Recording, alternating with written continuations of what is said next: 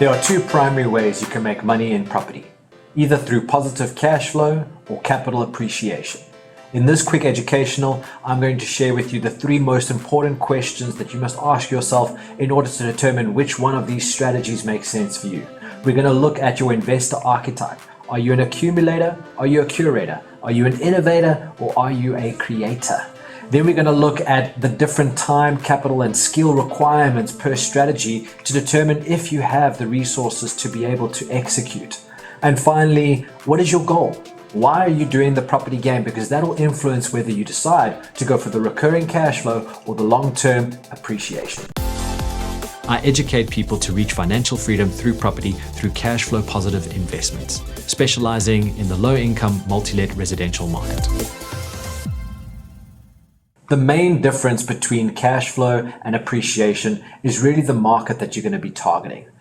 Oftentimes, cash flow works really well in your lower income and inner city markets. The reason being is that the rent appreciates greater than the property price, leaving you with a nice rental yield. Essentially, what I'm talking about is when you buy a property, that rent is greater than the monthly expenses, leaving you with a surplus instead of a shortfall. So if you buy in an area like Hillbrow or Berea, you're able to achieve rent on a 2-bedroom property at about 6,000 Rand per month. And you're only buying it for 200 to 250. So there's a lot of rent that can cover your bond, your levies, your rates and taxes, and all your monthly expenses, plus you're left with a small surplus. Now that's a nice strategy because you get this passive recurring income, and that's what's drawn me to the specific market. Your appreciation side, this is more when you're going towards the suburbs, right? You're buying in more the higher income areas. And oftentimes this is where your flipping strategy sits. Now on this side, you tend to have a negative cash flow position. What that means is that the rent is less than the monthly expenses, leaving you with a shortfall. So you've got to take money out of your salary or some other income stream to be able to fund your tenant's lifestyle. So in an area like Fourways, you can make 10,000 Rand rent for a R1 million purchase. And your 10,000 Rand that you get on an income is going to go towards paying off your bond. And you'll probably be able to pay off your bond. But then things like levies, rates and taxes, and all of that other stuff, you'll probably need to dip into your salary to cover.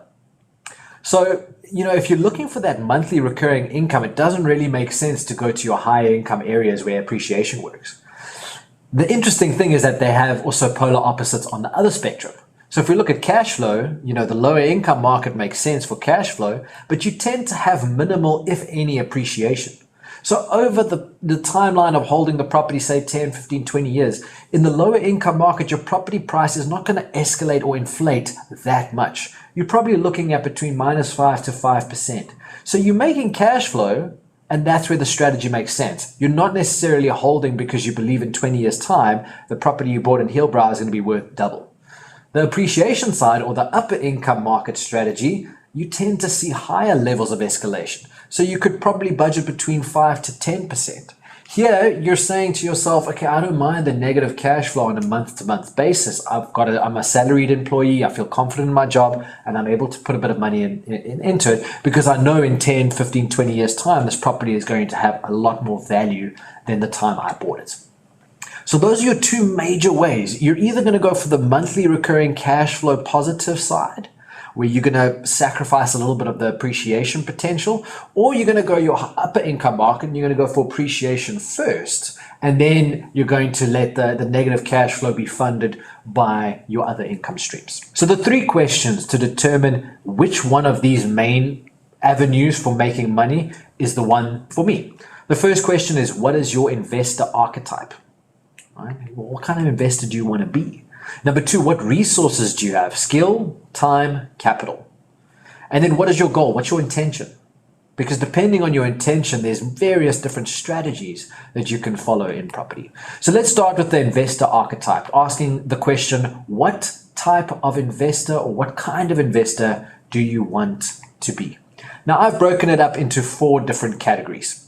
And I've associated a character with each activity because I wanted to, just to make it a little bit more understandable. So the first one is the accumulator. And I like to use Warren Buffett as my example here. Someone who likes to accumulate a lot of properties and tends to focus on the lower income market. Then you've got your curator. A curator is someone who likes to take care of people, warm and loving. And, that's why I've used Oprah Winfrey as my example here. Someone who potentially would look at like student accommodation or maybe an Airbnb model. They also want the positive cash flow, but they don't want to go into the low income market like the accumulator. They want to specialize a little bit more in the upper income zones. Then we have our innovator, who I've used Robert Kiyosaki as the model, as one of my mentors and someone who I've learned tremendous amounts from. I find that he is someone who breaks through the unconventional thinking. And that's what the innovator is required to do. The innovator is someone who's focusing on trading. They're focusing on buying and selling properties and thus building their wealth through that mechanism. And they tend to focus again on the lower income market. And then finally, we have the creator, who I've used Donald Trump as the role model. And I just want to be clear that I don't agree or side or have anything in agreement with Donald Trump's political views, but purely from a property investment standpoint, he is someone who has done tremendously well and focuses on creating and developing in the high income market. If you look at New York, for example, he's got a lot of buildings there that he's put. So let's work it out for yourself, right? There's a couple of questions we need to determine. Are you in the accumulator side? Are you in the curator side? Are you an innovator, or are you a creator? So the first thing that we have to understand is that there's a cash flow model and then there's an appreciation model, and they're very different. They don't necessarily work well together, as I've shown you in the one slide. You tend to have good cash flow, but bad appreciation, or bad cash flow, good appreciation. So the cash flow is when you're looking for long-term holds, you're looking for a recurring income, you're looking for something that's stable. Your appreciation is you're looking for short-term holds. You want once-off profits and you're happy to speculate a little bit more. Now your cash flow is also, that's a much longer term hold. So if you're someone in South Africa that says, I don't necessarily see myself living here indefinitely. I maybe want to, I want to move overseas, or I want to live somewhere else. A lot of my students live in China and in Saudi and whatnot. They don't necessarily want to invest in South Africa for the next 20 years. They want to invest for the next 5 or the next 2 years. That's when the appreciation strategy makes more sense. You're in and out quick and easy. Versus the cash flow, for me, I see my future here, so I'm looking for a long-term strategy, which is why cash flow has come towards me. Then the second question you have to ask yourself is, what market segment do you want to target? Do you want to go the lower income market? Here we're talking about, slightly higher risk areas, your inner cities, your low income market. You tend to have a very high rental yield, so it tends to be good for cash flow, tends to have lower appreciation. Or do you want to go the high income market? Do you want to go to the affluent areas, the suburbs? It tends to be a bit lower risk, but also your yield is lower and you've got sometimes a better appreciation rate. So those are 4 questions you ask yourself. Do I want to be a low income investor? Do I want to be a high income investor? Do I want to focus on cash flow? Do I want to focus on appreciation? And based on that, you can then start to determine which one of these 4 types you are.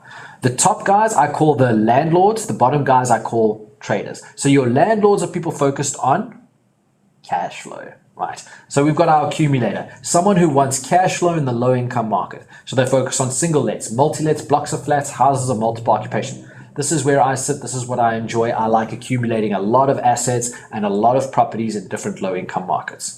Right, then you've got the curator, also a landlord, also wants to hold for a long period of time and enjoys the passive income and passive returns. But they want to focus on the high income market. So this is where things like Airbnb, guest housing, student accommodation has gained a lot of popularity. Because you can buy an Airbnb in Sea Point, Greenpoint, some of the coastal areas in Cape Town, and you can make a great return. You can also buy in Sandton or in Bryanston in the commercial district and then rent out to corporate clients. So you've got a lot of flexibility in terms of being able to target our affluent area plus still make positive cash flow. I've also put there new build, single lets, multi-lets, and the houses of multiple occupation, but those are all subject to how much money you put in, right? So like a new build is inherently negative cash flow. The only way you can make it positive cash flow is if you put a large deposit down. So that's why I've indicated it in red. It's possible to get cash flow positivity in high income areas, but you need to put a large deposit down. On the bottom side, the guys who want to play the appreciation game, they want to be in and out quite quickly. I call them traders. So you're a landlord if you're long-term holds, you're a trader if you're short-term holds. And in a trader, you've got your 2 types. You've got your innovator who focuses on flipping, developments, blocks of flats, low income market. Now, I've put blocks of flats with the asterisk sign there because if you use the strategy of refinance, you can actually generate an appreciation value off your property. It's indicated with double stars because that's an advanced strategy. And then you've got your creator. This is someone who does flipping, developments, commercial, but they do it in the high income areas. So again, we've got our Warren Buffett, who's someone who likes to accumulate and doesn't mind being in the low income market. Then we've got our Oprah Winfrey, someone who likes to take care of people, welcome people, bring warmth, the Airbnb model. Then you've got your innovator, Robert Kiyosaki, someone always being unconventional. That's doing the developments inside the low income market or looking at blocks of flats with the refinance model. And then you've got your creator, your Trump empire, where you're looking at your higher income areas and looking at developing and doing your commercial deals. So this is a personal choice. I've decided to go with the accumulator model. I really like the low income market. I'm happy with the risk that it poses and the returns that it brings. But you've got to ask yourself the question, which one of these four aligns best with your personality? And once you've got that, you know what your investor archetype is, we can go to question number 2. What can you do? And we're really asking 3 questions here. How much time do you have available? What skills, experience, or expertise do you have? And how much capital do you have? Now, let's say that you were, adamant that you want to be a cash flow investor. You want to be a landlord, right? Now you need to look at your different sub-strategies, your accumulator, your curator, all of those things, and determine which strategy you can execute on. What resources do you have? So let's say single lets. For example, you want to be an accumulator, you want to go to the low income market, and you want to buy single apartments for single tenants. So you find something like this, a flat in Berea in the inner city of one of the high density zones. In order to do this deal, the time requirements are going to be roughly 10 hours to find and close the deal. This is looking on property 24, viewing the property, doing the negotiation, getting a couple of no's and going through the process until you find a deal. And then on a management basis, it'll probably take you 2 hours per month to manage. Do you have that ability? Do you have 10 hours that you can commit to get a deal under your belt? And then another 2 hours monthly to manage this thing. Maybe you're a high level executive that's busy from 9 until 9. You don't even have time to play with your kids. You don't have time. Well, then this strategy doesn't make sense for you, right? In terms of capital, this one's really easy. All you need is about 100,000 Rand deposit and you can get into one of these investments very easily. You need an affordability with the bank of at least 300,000 to be able to purchase the property. And you need a credit score above 650. You can have a lower credit score, but that's just going to influence the interest rate that you get. So the better your credit score, the better your interest rate. And skills, you probably don't need that many skills. You need a good letting agent. You need some knowledge on how to maintain the property. And you maybe need to go and brush up on what is the eviction process for this, in the property landscape. And I've got a great video recorded with my attorney showing the eviction process. So go check that video out. Single let is a really easy, great starting strategy. It doesn't require a lot of capital. The time is not so much, and you don't really need experience. You don't need any qualifications. If you want to go the blocks of flats routes, which is again still in the accumulator model, this is where I focus a lot of my time. This is where you're buying a block of units. You're buying 10 single lets in one purchase. So like here, this is a block of flats.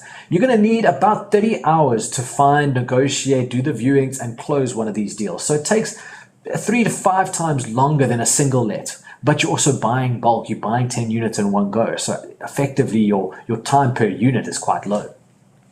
Management time per month, about 4 hours.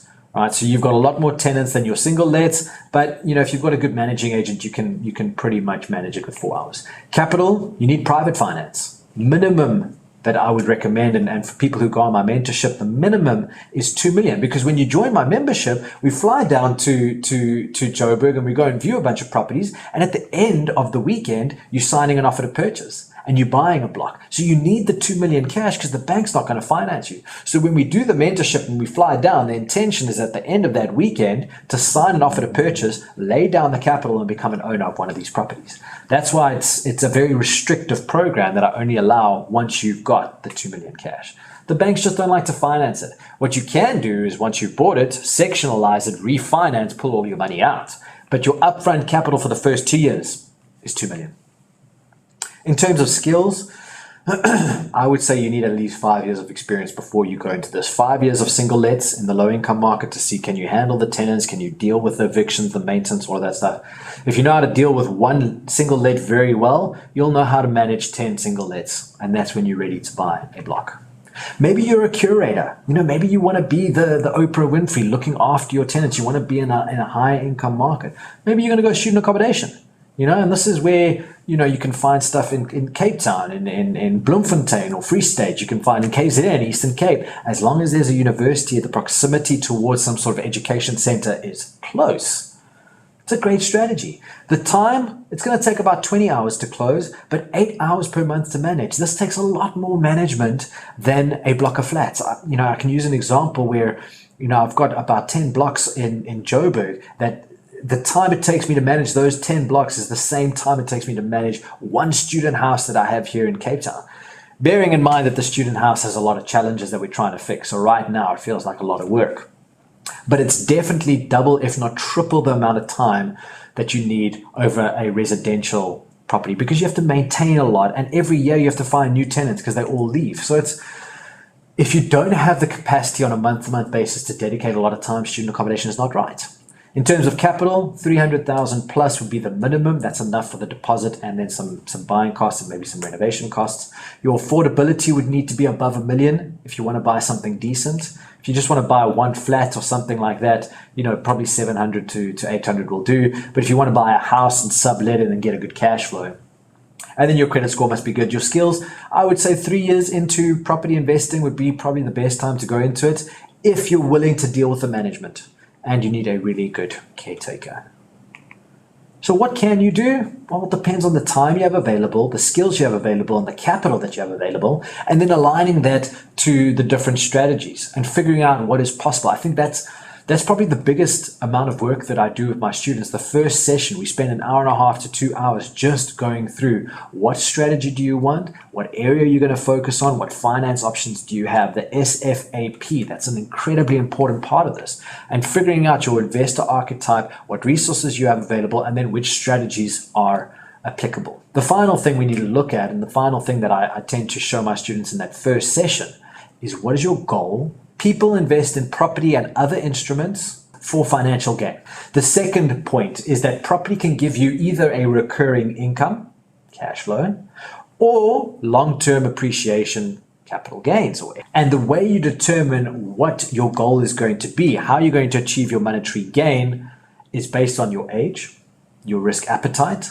Are you looking to diversify or specialize? Are you looking to do this full-time, part-time? Are you looking for an inflation protection hedge? By asking yourself these questions, you're able to determine what your goal is. And to make this a little bit more real, I've brought 3 people on board, or 3 examples. Now, these are all fictitious examples. These people don't exist. Their stories don't exist. I'm merely telling you a story to help explain the point of goal setting. So let's say we've got a young lady over here, and her goal is to have a monetary gain, which is everybody's goal when investing, to save for university. So she's, let's say she's 12 years old and she wants to be a doctor. Her parents might not have the resources to do that. So she wants to invest to save for this degree. Then we've got a middle-aged or a youngish lady who is a professional. She's in the corporate world. She's got a good degree and a good high-paying power position, and she hates her job.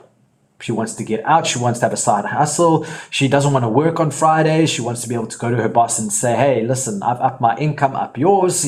Somebody who wants to move out of the rat race and into a world of a bit more diversity.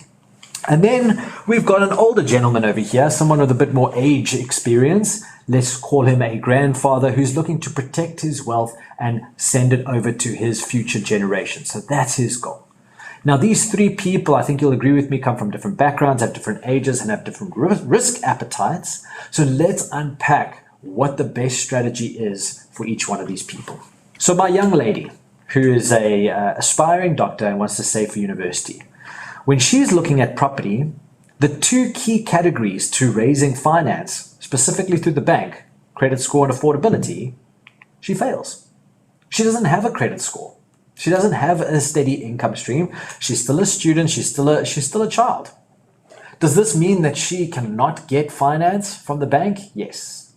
Does this mean that she can't buy property because she can't get finance? Yes, she can't go and physically buy property because you need money, you need a credit score.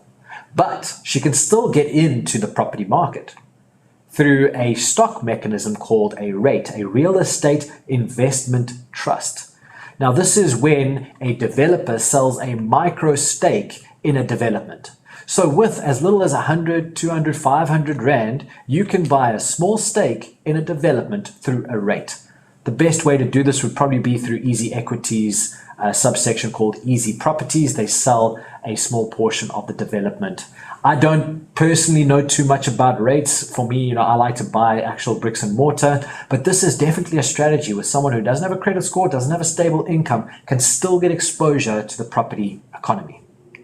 Our next lady, the professional who is a high-powered, high-paying corporateer, but hates her job. Now, in terms of her ability to raise finance, it's very easy. She's got a great credit score. She's got plenty of affordability. For me, I would recommend, if she's looking for an exit of her job, go for the positive cash flow route.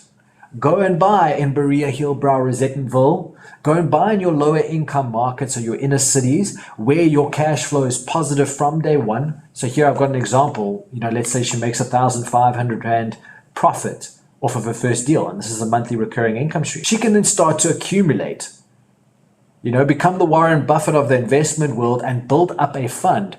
Once she's got 20 or 30 properties, she's recovering her income through this passive income stream. She can go to her boss and she can say, I've upped my income. Now up yours. That was always my favorite. When I was still working full time in corporate 10 years ago at DD, trying to make my way. I remember imagining that conversation I was going to have with my boss to say, I've started this property thing, it's working out, and I get to leave, and thank you, but also, up yours. So it's important to have that vision, especially if you're that person who hates corporate. Positive cash flow accumulation is a really good strategy. It'll take a couple of years, but after 5 to 10 years, you can leave your job. It's a great feeling. Then we've got the grandfather who's looking to protect his wealth. Now, his risk appetite in comparison to the previous lady is very different. The previous lady is she's got a good income stream and she's young. She can take a lot more risks knowing she's got years to catch up if things go wrong. The grandfather can't really be risking a lot. His risk appetite is low. The older you get, the lower your risk appetite. In terms of credit score and affordability, he doesn't have that. He doesn't have a job anymore, but he's got a very powerful tool, which is called cash. He's worked for 40 years. He's got a nice retirement pension fund, and he's saved up some capital. What should he be focusing on to protect or to pass down his wealth to future generations? I would go the equity gains route. So I'd put a trust in place. I'd have the trust own the shares of a company. The company would then own several new builds or several properties in good income areas and high income areas. I'd pay cash so that there's no bonds, and slowly start to build up a portfolio that over time amasses wealth. And because it's in a trust, you can then pass it on to your kids without any inheritance tax. One size never fits all. It depends on your age, your risk appetite, your preferred market segment. How many resources do you have? The skills, the capital, the time. What's your investor archetype? What kind of person you are? There's so much more to this than meets the eye. And before you go and decide what strategy you want to look at, go check out some of my other videos where I take you through what is positive cash flow and the different sub-strategies like multi-let, commercial, retail, single-let. I've also got a section on appreciation or equity gains, such as sourcing and flipping. Go check those videos out and see what strategy aligns better with you as an archetype. So in summary, the 3 questions you need to answer to determine what kind of investor you want to be and thus what strategy you're going to focus on is what kind of investor you are, what resources you have available, and what you're trying to achieve. I hope you enjoyed this video. Give it a thumbs up and don't forget to subscribe. Property investing can be scary, and sometimes it's nice to have an experienced, seasoned investor look over your deals. That's why I've created my property coaching program, where I sit with you on a one-to-one basis and help you through the process of buying your first investment property. If this sounds interesting, book a free 15-minute call with me and we'll see if it's the right fit.